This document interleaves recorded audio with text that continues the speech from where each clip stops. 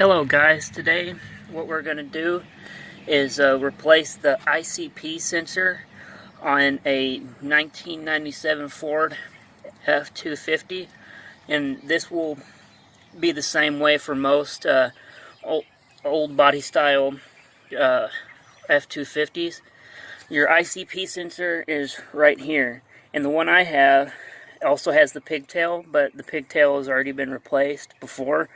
So I might replace it later, but I'm not going to do that today. But if I do decide to replace it, I will do a video on it.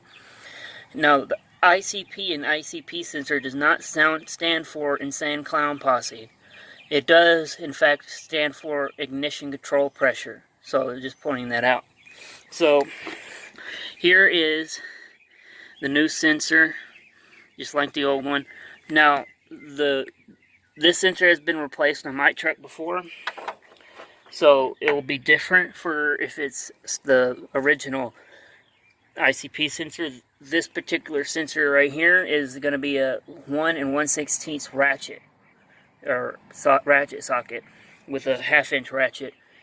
The original I think is a 5/8, but if you use a wrench, it's kind of hard to get into that little spot. So I suggest using a deep socket. So we're going to go ahead and get into it. Okay, so here's your sensor right here. You're just going to pop this little sensor off right here and throw it off to the side.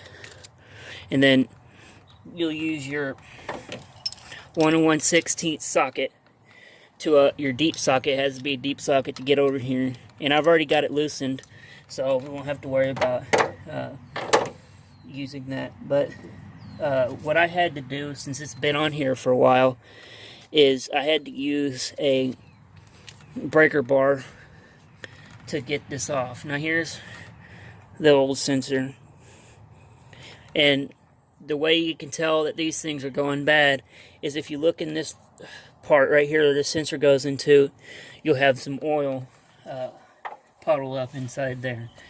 So, and when you're working on this thing, you want to make sure this hole right here is clean before you start wrenching on it, so that nothing gets into your oil system.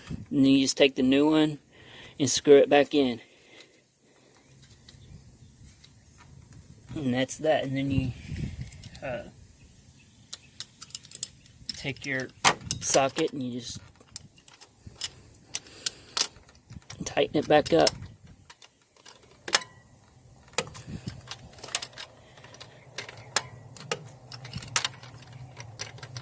Now if you have the original sensor, this trick with using a deep socket might not work, because the original is different.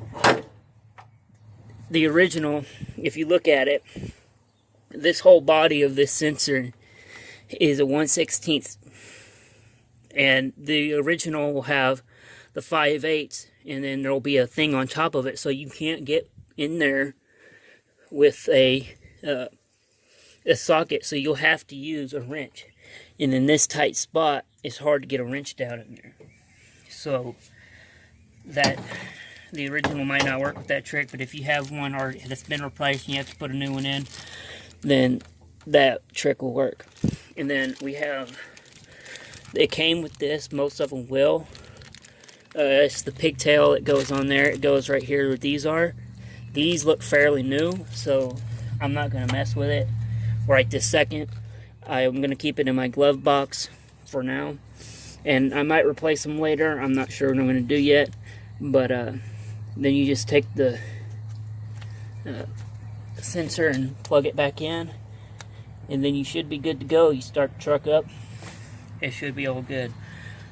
The symptoms, the reason why I'm replacing this one is because I had a really rough idle. And what this sensor does is it takes the oil pressure, it reads the oil pressure, and it tells the injectors how much fuel to put in the cylinder. And when these things go bad, it can't really tell how much oil pressure there is. So the engine will rev up just slightly, just like you tapped on the gas a little bit. And so it does that every few seconds. So you'll have a really rough idle.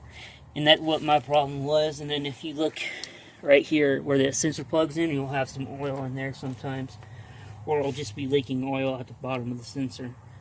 So now we're going to go ahead and start it up.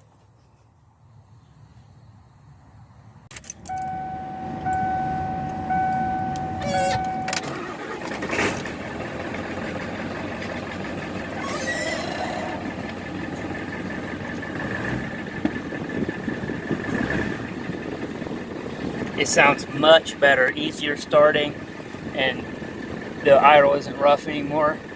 And this is a very important process when you're doing this, is to start it up and make sure everything is all buttoned up and everything is running okay. So I'm going to take this thing for a drive now. Thanks for watching, and I'll see y'all in the next video.